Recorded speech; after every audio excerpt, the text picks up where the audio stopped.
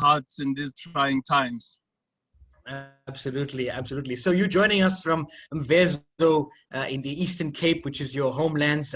Alhamdulillah. How does it feel? How does it feel being back home and spending time with the family there during this kind of lockdown and crisis? Well, it feels very good to be able to be in our ancestral home in Mvezo, highly known as my grandfather, President Nelson Mandela's birthplace. Life in the rural areas of Mvezo remain much the same way as they did during the time of my grandfather, our global icon for justice, human rights, roamed these hills as a young cattle header. There are no more homelands in the democratic dispensation, but the vestiges of underdevelopment and spatial planning, apartheid spatial planning remain a reality for most rural folks. As you would know that areas like Mvezo and rural South Africa remain with many challenges to date. We face here the same challenges that rural communities face over the rest of South Africa. And I dare say over the African continent in its totality, that being of isolation, which has become more stark, deprivation has become more profound as people are cut off already meager livelihoods, and the ban on rural life everywhere. The access to basic services and infrastructure such as water and sanitation, the heightened and the prevailing inequalities that we continue to witness. These are the realities of the life of rural communities, which they spend on an everyday basis.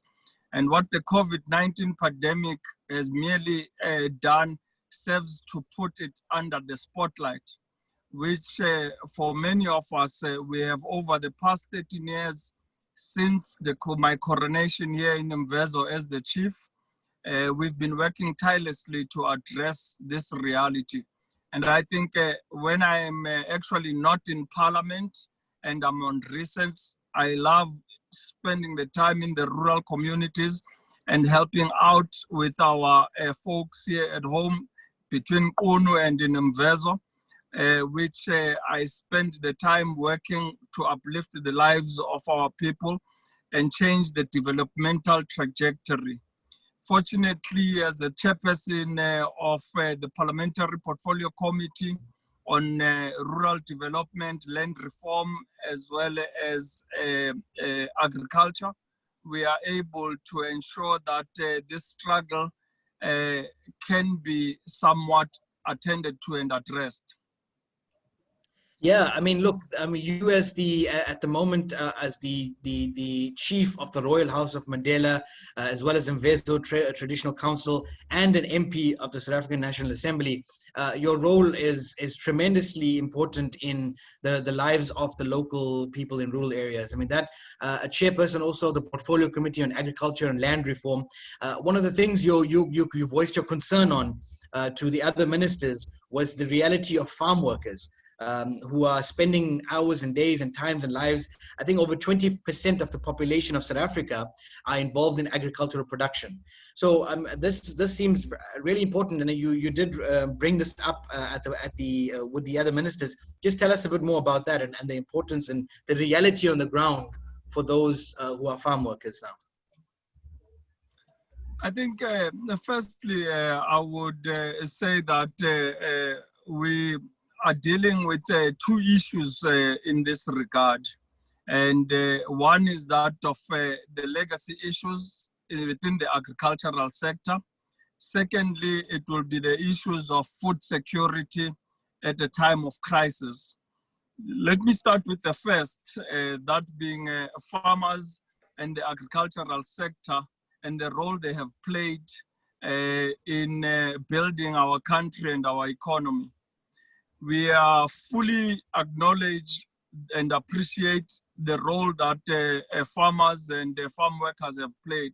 However, we must acknowledge, though, that agricultural activities themselves preceded the arrival of colonial powers as well as the Khoi and the San, who planted and tendered their grazing stock. Their decision by the Dutch East Indian Company to establish a refreshment station in Cape Town or in the Cape Colony not only changed the course of history, it set off a trajectory that we are still grappling with today. Therefore, agriculture is and has been inimically connected with the colonial project and has been characterized by dispossession, land alienation, a psychosis of abuse, rape, and trauma, as well as the loss of dignity and inhumanity. These are our legacy issues that has forever defined property relations, labor, as well as slave wages, and the challenges of transformation amidst the most insipid poverty. Some of the world's most prized wines is still to this day grown on farms where the lives of farm workers has not changed very much so for over these centuries. A few years ago, the International Labour Organization commissioned a study highlighting these anomalies, and it was titled Grapes of Wrath. Farm workers, therefore, in South Africa battle on a day-to-day basis with the issues of extreme poverty and survival, health risks, and the debilitating disease, labor and slave wages, poor infrastructure, as well as security of tenure, exploitation and slave wages, endemic abuse and racism. And at the end of a life of slave labor, the uncertainty of not knowing how they will survive their twilight years of retirement. Whilst there are many farmers that have embraced transformation, too many remain opposed to it, and the belligerents from those farmers opposed to transformation has defined the scope of the challenges we face in this sector. Therefore, with the respect of the second aspect of food security, this has become such a critical global issue, and it has to be believed that COVID-19 has brought this issue into such stark relief. Millions of our people have within weeks swelled the ranks of global unemployed masses with lockdown measures in place that can't work and they can't afford to buy food. We are now experiencing an unprecedented global scale which has brought about fear, desperation, and hopelessness that the majority of the people, not only in South Africa, but the entire global, the continent of Africa and the developing world experience as normal. So this issue of food security is real and will remain with us for the foreseeable future. No doubt. I mean, we speak about the greatest risk for South Africans at the moment. It is food security. We're seeing communities across the country who are beginning to create some riots and some changes in their life where they're considering themselves as saying, look, it's been 4 weeks that we locked down. I have no job. I have no money. I don't have a source of income. What else do you expect me to do right now? And the government, you know, with what they've instituted, especially with the increase in the number of cases. I mean, we're sitting at 3,000 now of cases and over about 50 deaths that have occurred in the country, and it's beginning to spread in the community. And it's no more just, you know, an imported disease. It's something that's now spreading. So the government has obviously put in these many strategies to flatten the curve, lockdowns, restrictions to trade, increasing testing, the community outreach that they're doing. Over 15 to 20,000 community officers are now going house to house in rural areas and in urban areas to do the testing. We know, as you've spoken, the greatest risk seems to be food and seems to be food security. But what is, apart from government doing their responsibilities, what do you think is the responsibilities of the citizens of the country and of every country at the moment? What do you think is important for them to realize their role in this entire crisis? Well, Nazim, I have always been deeply inspired by the axiom that if each of us help our neighbors, then who is there that will help that will need help?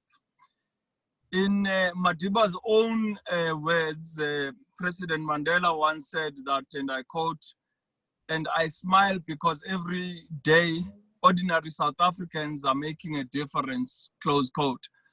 And that is profound to witness this day during this COVID-19 pandemic, which has in a way made it imperative that we put the needs of others above our own existential needs, even though we ourselves may be experiencing hardship and constraints. I am therefore deeply moved and inspired to see how in these difficult times, how we as a nation have held on to our legacy of Ubuntu, that we exist by and through others and because of others. There is hardly a day that passes by without a new initiative of cooperations between the government of the Republic of South Africa and community organizations, as well as individuals, each ensuring that a new dawn of light is witnessed. We are an amazing people.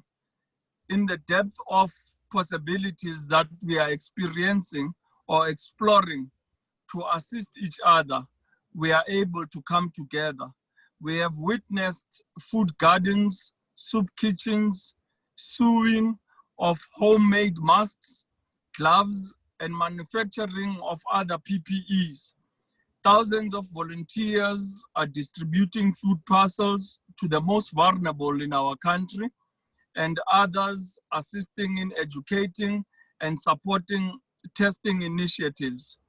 We have, since the dawn of democracy, been lamenting the death of social activism and the hibernation or inertia of the social sector, that being NGOs as well as CBOs, not the kind that do the bidding of third force foreign agendas, but those that are rooted in serving our national agenda, or what we call our national democratic revolution.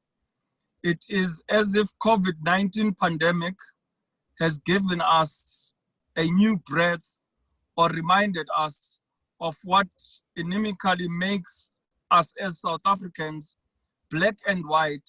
We are driven to survive and overcome all obstacles and challenges that face us. For once, Nazim, we are beginning to witness that our people are not sitting back in their couches complaining about government and its failures.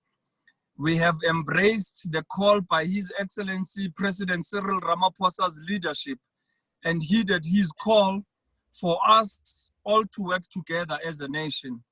We will have to reach deep into the recess of our being and master the resources to ensure that no child, no woman, headed household, no elderly, and no vulnerable persons is left uncared for and suffering in isolation. This is our collective responsibility. We have to come together, we have to unite as a nation, and we have to address the needs of the most vulnerable in our communities.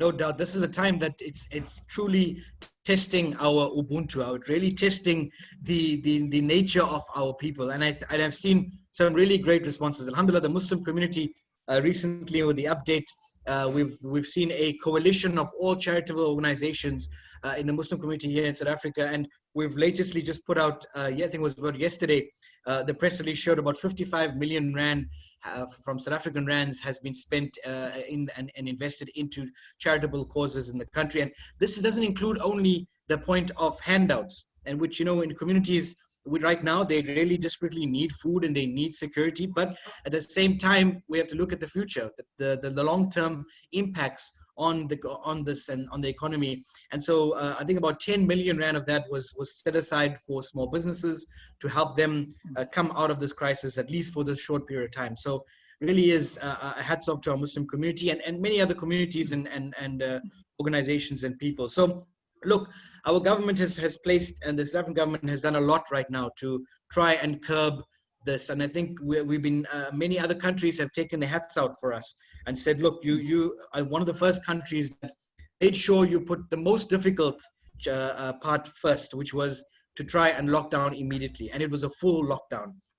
To the extent where our army was on the ground, to the extent the police were out every day. And I think that has really helped us flatten the curve to an extent.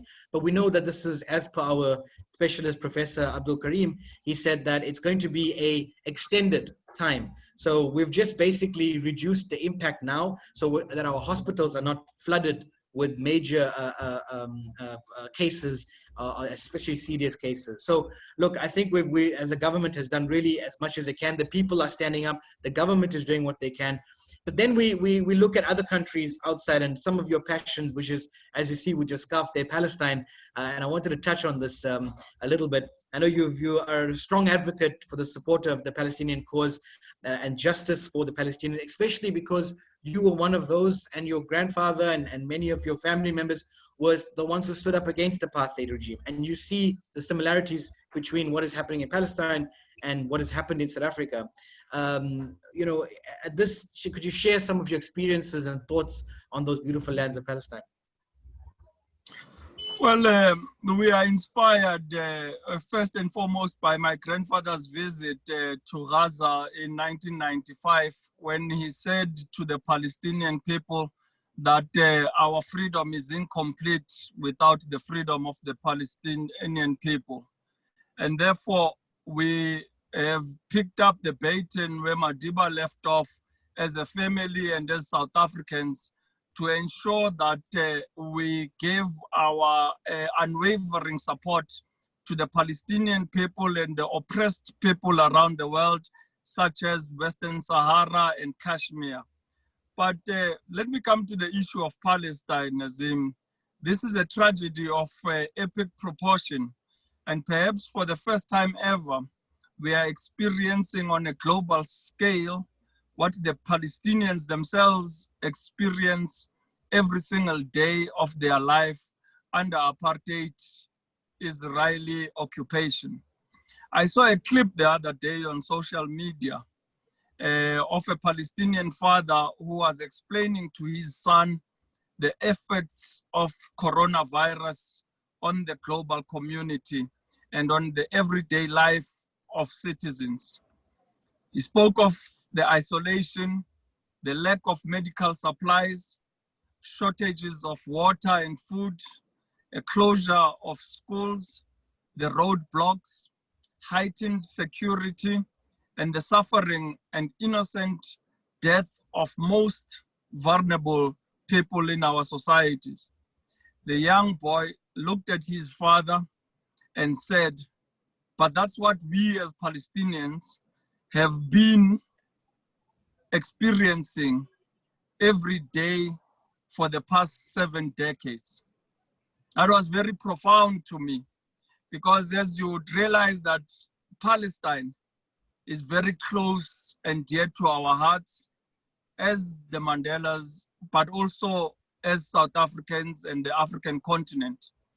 And if what my grandfather said, that the Palestinian struggle is the greatest moral issue of our time, is true, then that truth has just been magnified, I'd say 10 times over. And I appeal today to the world to not forget about the suffering masses of the world amidst this pandemic. Think of Palestine, think of Western Sahara, think of Kashmir.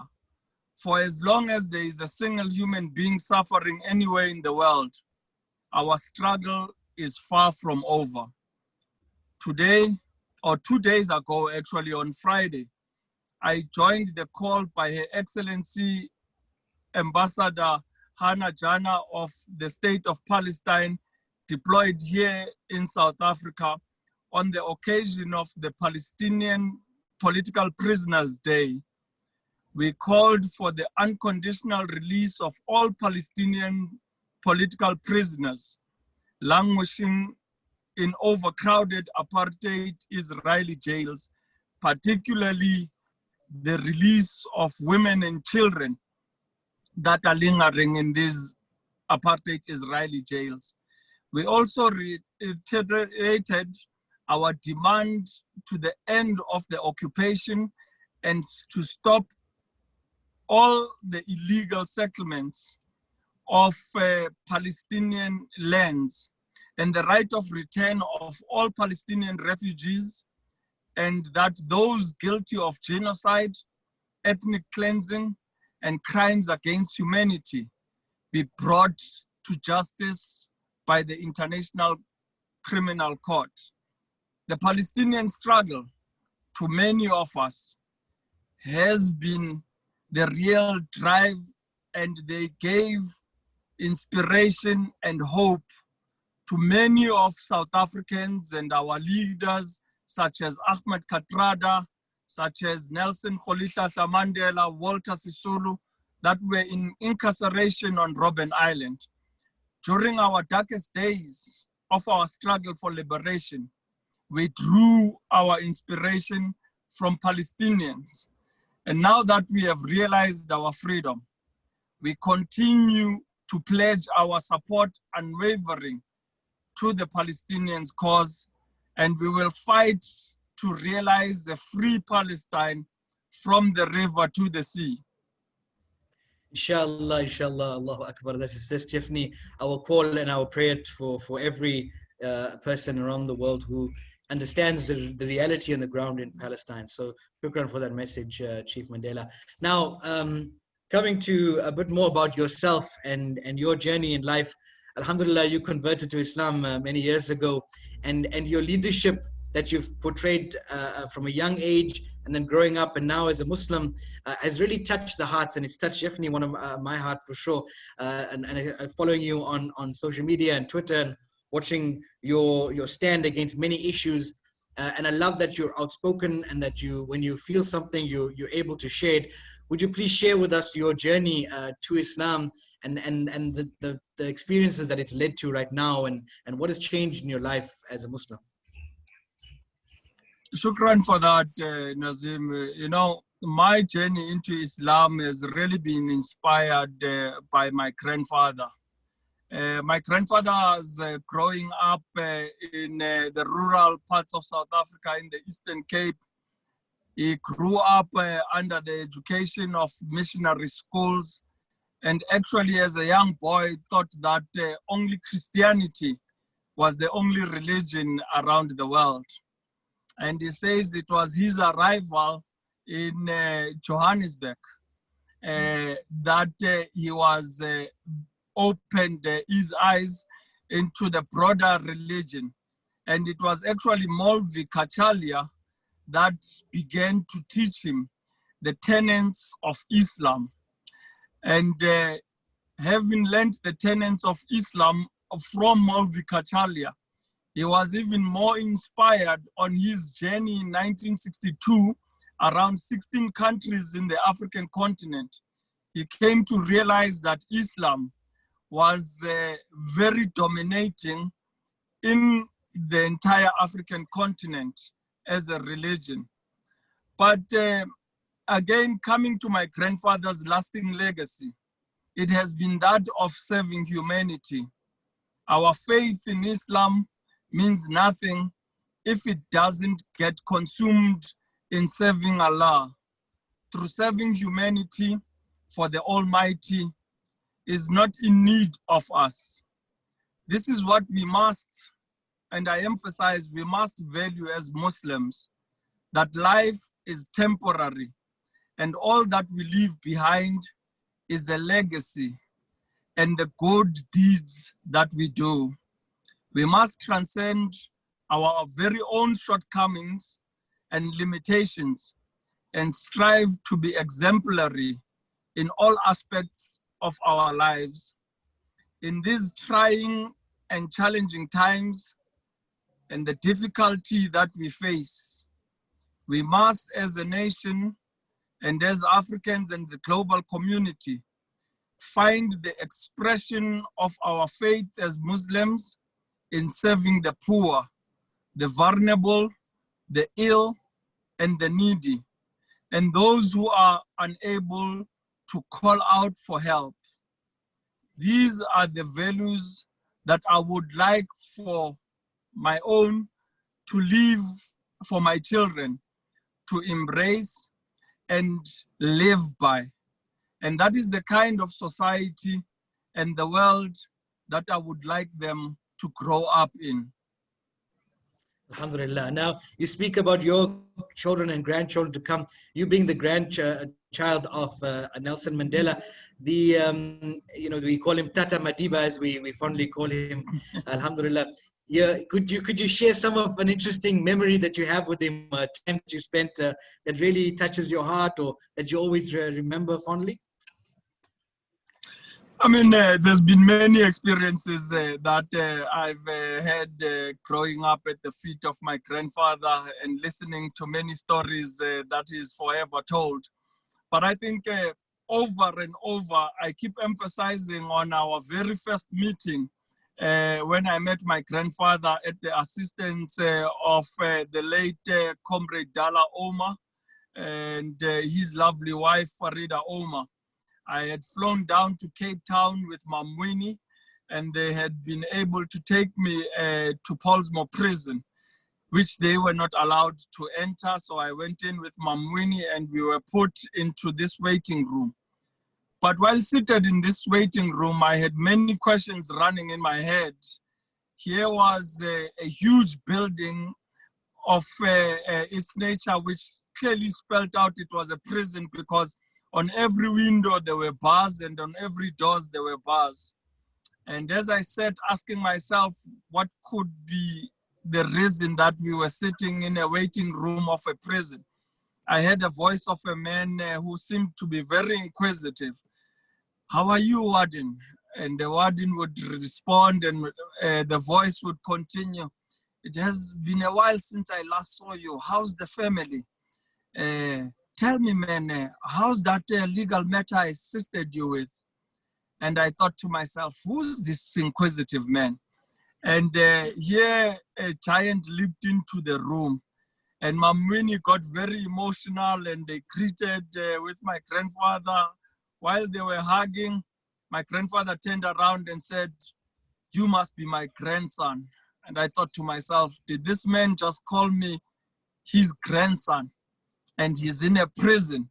And I became very angry and shameful at that, because a prison for a young child, at the time I was 9 years old, was for people that had done wrong in society. And our conversation became one-worded conversation. You know, whatever I asked, I didn't have much to say. Yeah. And Madiba could realize what was going on in this moment. And after the 45-minute visit, I went back to Joburg very angry, and I hated the experience. And my father realized that this could lead to a broken childhood. But my grandfather penned down a letter to his comrade and friend, Helen Joseph. And he asked Helen Joseph to see on to me. So Helen Joseph invited me to a house in Norwood. And she said to me, "Please read this letter from your grandfather." And I read the letter, which was written, "Dear Helen, I've recently had a visit from my grandson who seemed to have not so advanced in English. He seemed backward. Please assist in assisting in his development." Wow. When I then responded to Helen Joseph, she asked, "What do you make of this letter?" I said, "Well, I think my grandfather thinks I'm backward." She laughed and said, "That's exactly why this letter has not even been tampered with by the apartheid regime. Because every letter subsequent to that, you would have paragraphs that were cut out or sentences that were blocked." And my grandfather was simply saying to Helen Joseph, My grandson had recently visited me, had no knowledge who I was and the ideals that I represented. Please educate him on who I am and my commitment to the struggle for liberation of our people. And I found this profound because Madiba was reaching out to a white woman who at the time to any black South Africans, white were a symbol of oppression. And this totally dismissified that. And I became very close to Helen Joseph, and to this day treasure the moments that I spent with people like Helen Joseph and Mary Benson, Dr. Ntato Motlana, Oliver Tambo, Adelaide Tambo, who came to groom the person I am today. And I'm grateful for that. Yeah, I was quite young. I was born in 1986, so just closer towards the end of the apartheid era. But my late father was a historian and a history lecturer. And so he would always teach me the history of South Africa and the reasons and what happened during the apartheid era. Excuse me.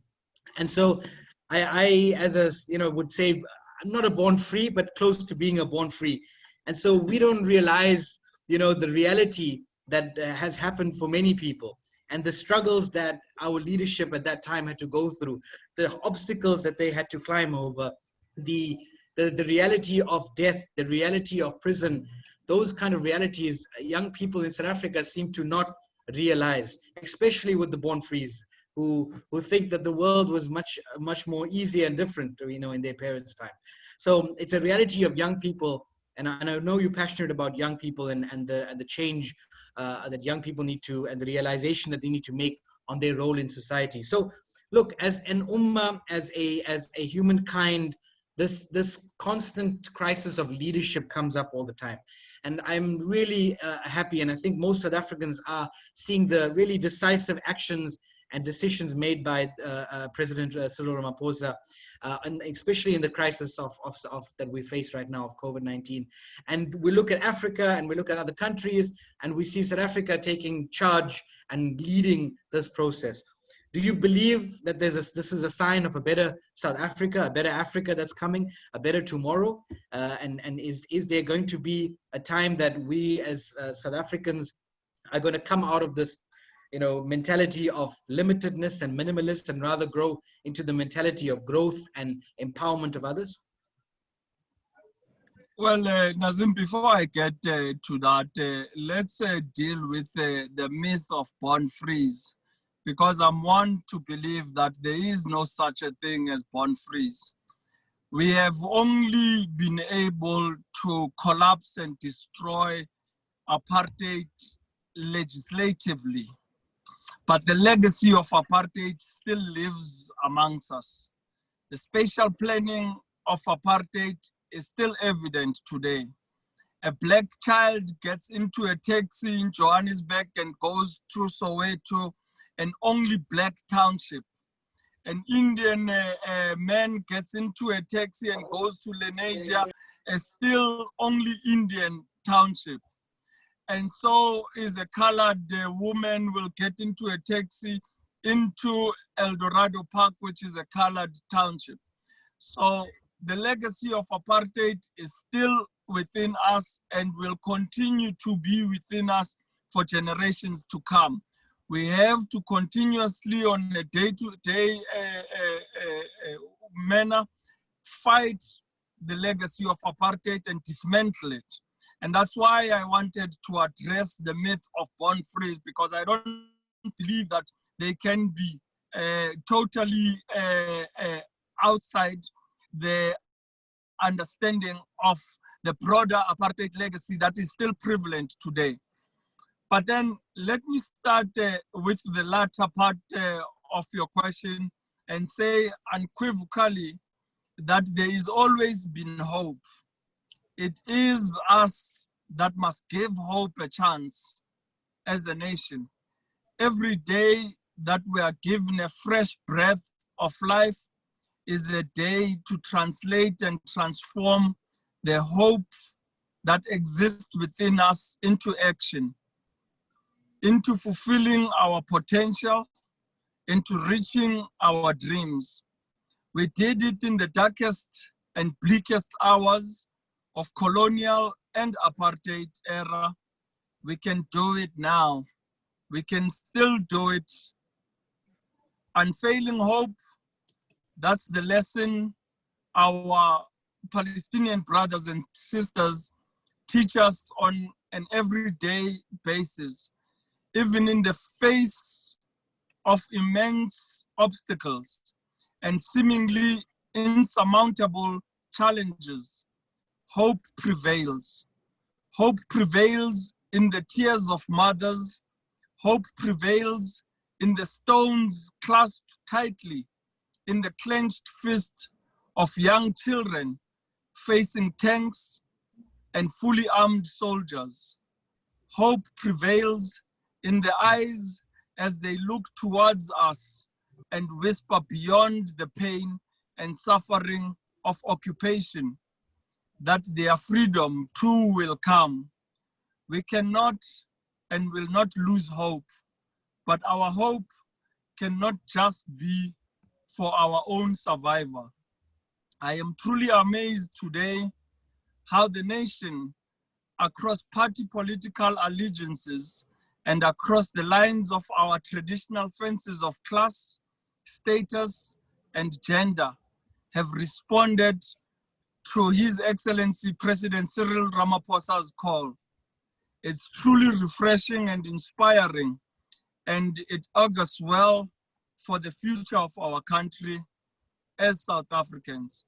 We are learning that we can unite and win beyond the sports field. Perhaps the greatest chapter that South Africa is now writing is that of leadership begins with you. Each and every one of us have a responsibility. However, we wish to define that, but it's inescapable.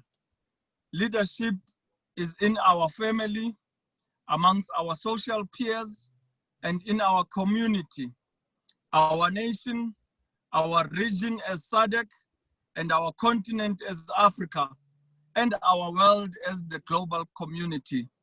The mantle of leadership that we have inherited and that our President, Comrade Cyril Ramaphosa, so ably carries, extends to caring for every suffering human being in the world.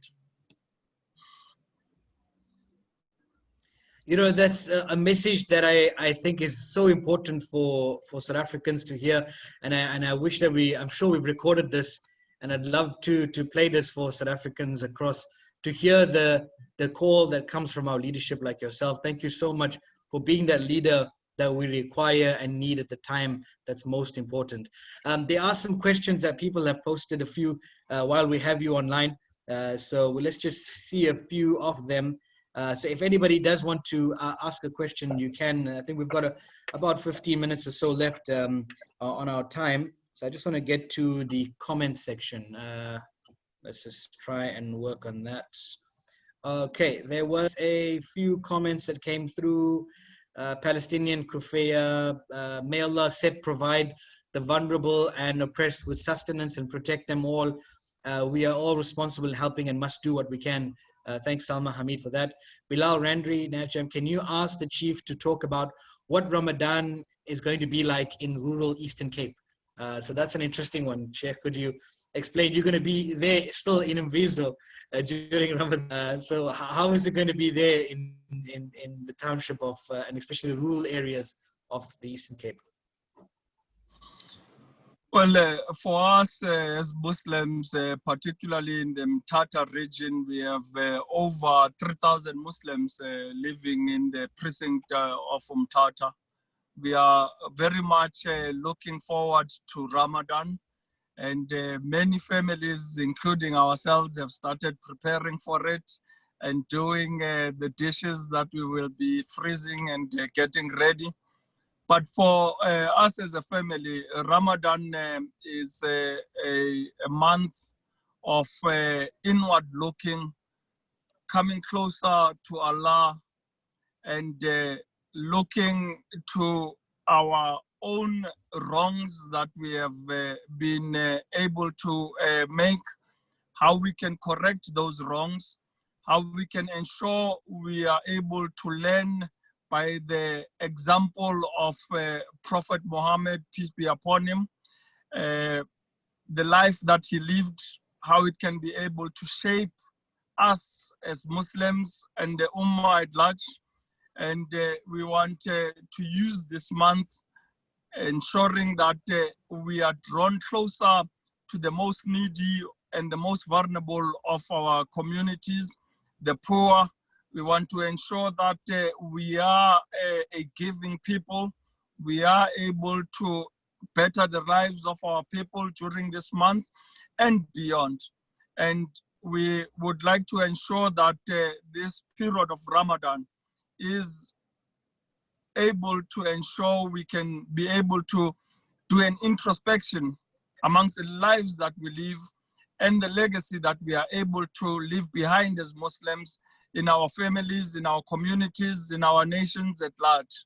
And I think it is a month also of forgiveness, of ensuring that we can rid ourselves of the mistakes that we have done to others and amongst brothers and sisters and families and outsiders, so that we are able beyond this month to be forgiving and be drawn closer to Allah. Yeah, Alhamdulillah, it's going to be a very different Ramadan for everyone. I know we've got issues of lockdown of the masjids or not, and those issues are going to continue across the world. And I think let our scholars deal with it. But I think, as you said, each of us have a chance to introspect, a chance, because we're doing basically itikaf in our homes, right? We're spending that time in our homes, which is good for us. It's a time that we can use to separate our minds and clear our minds into a space that's probably much more impactful and powerful for the rest of the world than for us. So just a few more questions here before you leave. Was your grandfather aware of Hazrat Hussein's struggle for social justice in Karbala? Did it inspire his journey at all? That was from Sayyida Mirza Jafri. Did you hear that question? Oh yes, my grandfather drew inspiration from a number of people and from various struggles of oppressed nations around the world. I've spoken but a few about Palestinian struggle, about Western Sahara, Kashmir, but I would always want to champion the comrades and the brothers that were very close to my grandfather, that being El Presidente Fidel Castro, Comrade President Yasser Arafat, and El Comandante Muammar Gaddafi. My grandfather has unreservedly always spoken about the role they played during our darkest days of our struggle for liberation. And he himself drew immense inspiration from these leaders.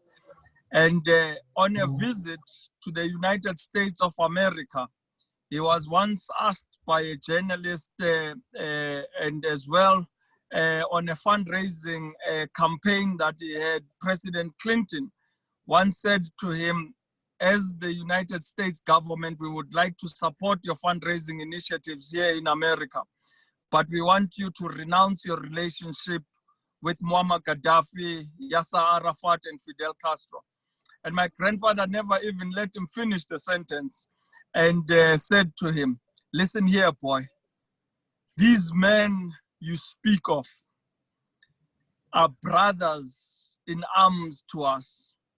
They stood with us side by side during our darkest days of the struggle for liberation.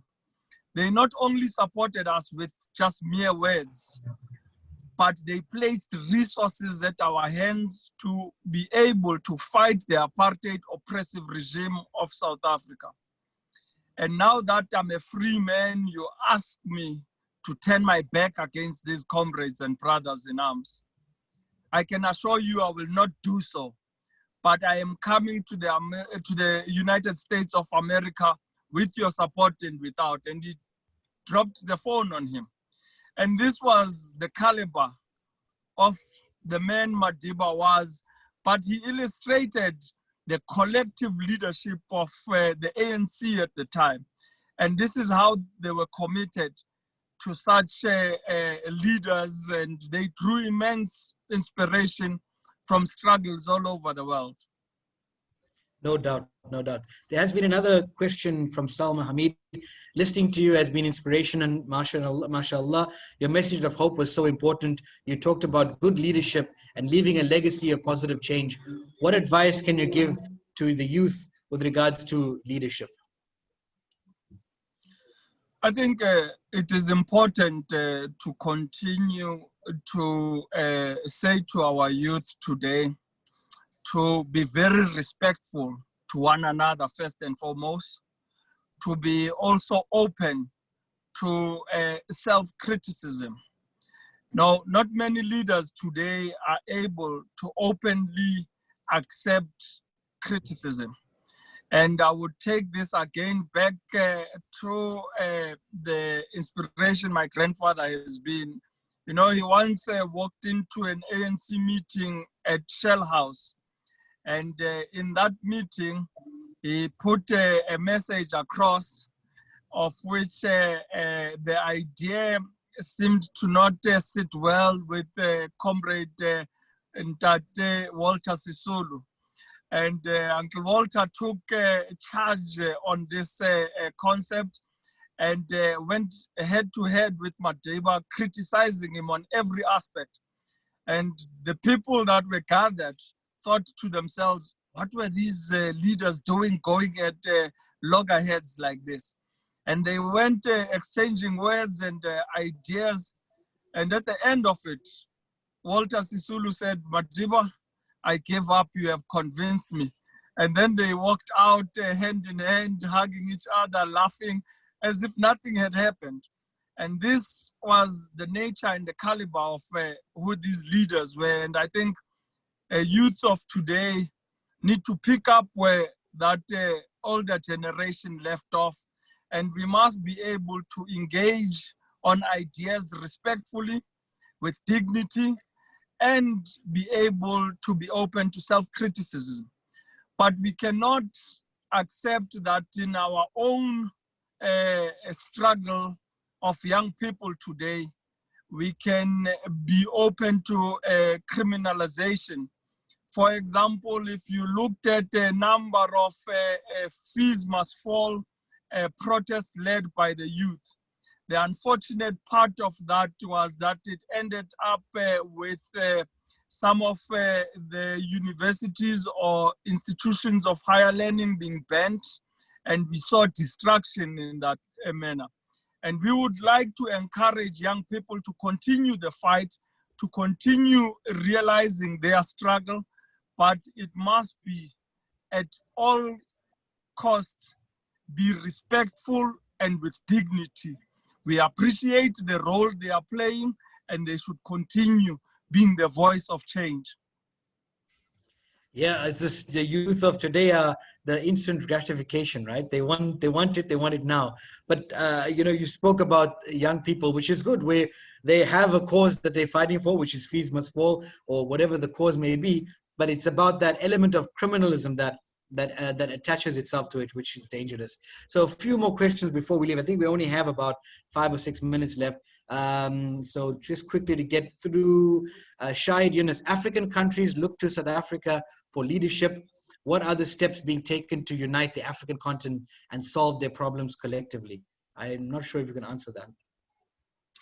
Oh, well, we are very grateful, and we actually applaud the role that His Excellency President Cyril Ramaphosa is leading as the chairperson of the African Union.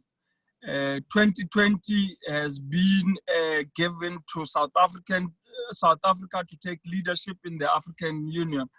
And we are playing our role not only in the African Union, but also in the Pan-African Parliament, in the SADC region, and are being the voice of change.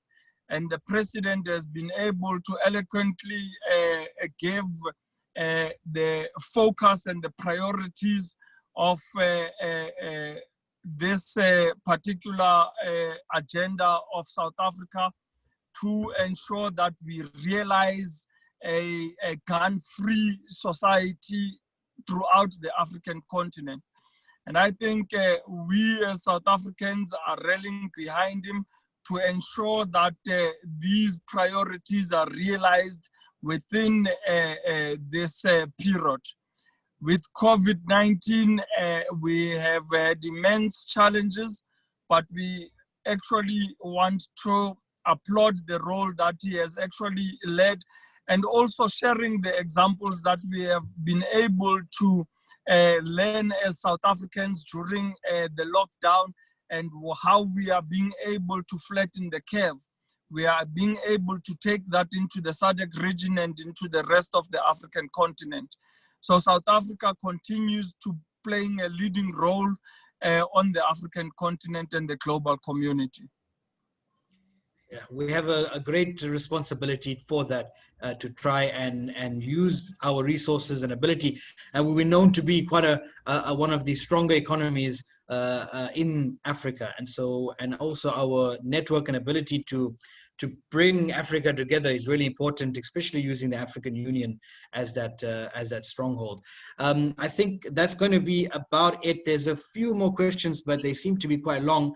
I'm just going to read them at least. One had a comment here. Okay, let's see.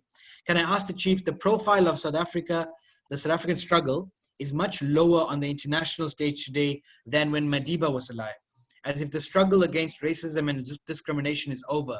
Is there an opportunity through this current time to raise that profile once again, and once and for all bring equality and reconciliation between people?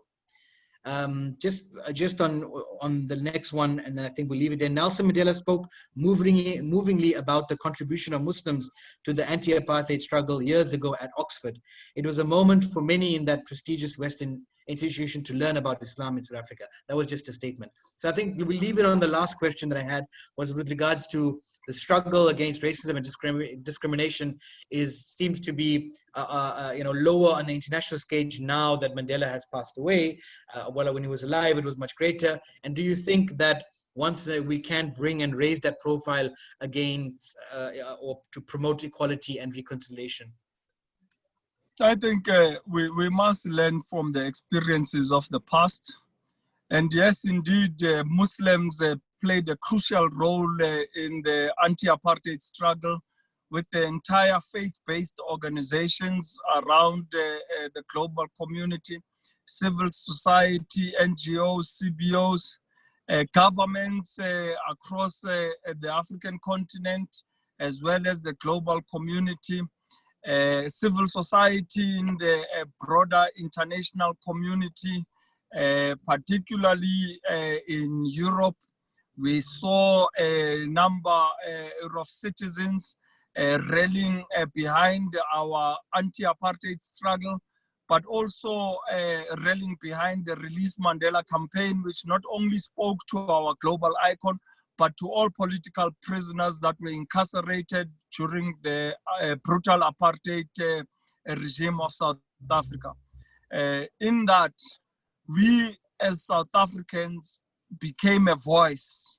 We were able to set aside our partisan lines and unite under the United Democratic Front, UDF, and we were able to see and regard ourselves as oppressed people facing one common enemy, the brutal apartheid regime of South Africa. And this is what was led to us being able to achieve our freedom in our lifetime. And I think all around the world, wherever I go, the young and the old, women and men applaud South Africans, whether I've been to Hebron, Jerusalem, whether I'm in the Far East in China, anywhere I go, people continue to applaud the role South Africa has played. And we need, as South Africans, to realize the global expectation from us and be able to utilize it in every platform, whether be in the SADC region, the Pan-African Parliament, the African Union, whether be in BRICS, or even in the UN, particularly now that we hold a seat in the Security Council. We have to be the voice of the oppressed nations around the world. South Africa has to continue ensuring that we are the champions of human rights, and those that are the biggest violators of human rights should be ensured that they are brought before the International Criminal Court and be held to account.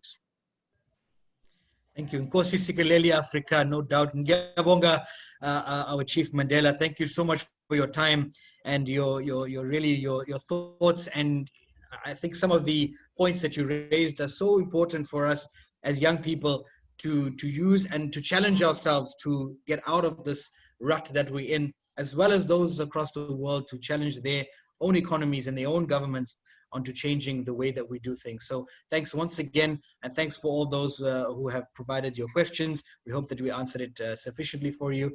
I'm going to hand it now to Zahid, if he's going to come from, yeah, thanks Zahid. Thanks again from my side, Nazeer. Again, thank you so much for joining.